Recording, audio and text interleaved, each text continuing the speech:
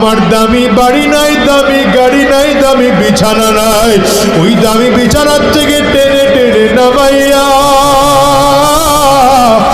নিচে চাটাই বিছাইয়া শোয়া দিবে। আরে তোমাকে আমাকে একদম পুরাতন চাদর দিয়ে ঢেকে রাখবে।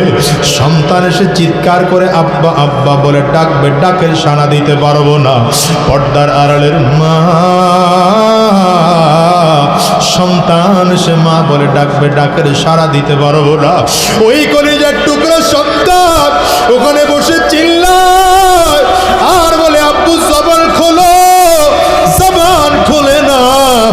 আব্বু জবাব দেওয়ার মতো শক্তি নাই। একদল লোক চলিয়া যাবে বাজার থেকে কাফনের কাপড় কিনে আনার জন্য, একদল লোক চলিয়া যাবে সাবান কিনে আনার জন্য, একদল লোক চলিয়া যাবে বাঁশ কিনে আনার জন্য। বাজার থেকে বাঁশ কাটিয়া আরে কাঁচা বাঁশগুলো দিয়া কবরের মধ্যে সুন্দর করে কবর খনন করিয়া তোমাকে আমাকে বাগানের কিনারা নিয়ে গোসল করায় 3টা কাপড় দিয়া প্যাকেট করবে।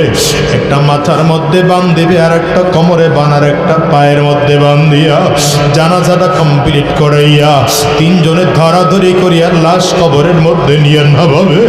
আরে দুনিয়ার যুবক, যদি চোখে পানি না আসে কান্নার বান্দরে মালিকের কাছে মাপ চাও।